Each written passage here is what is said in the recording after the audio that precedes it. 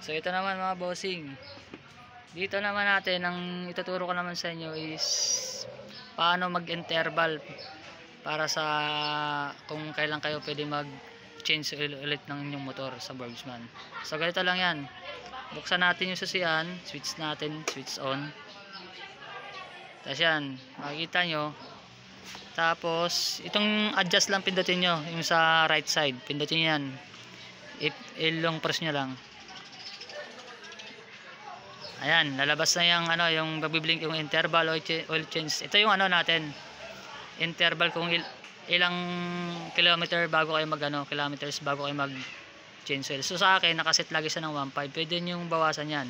Pinaka lowest nito 500 kilometers. So pwede nating 1,000, 1.5, 2,000, 2,500, 3,000, 3,500, 4,000 hanggang 4,000. So ako standard sa akin mag-change ako ulit is 1.5.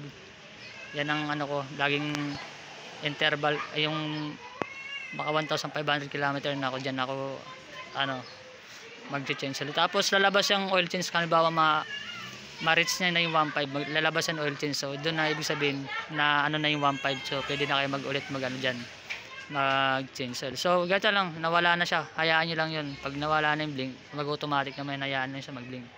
So ganun lang mga boss. Okay, thank you ulit, salamat.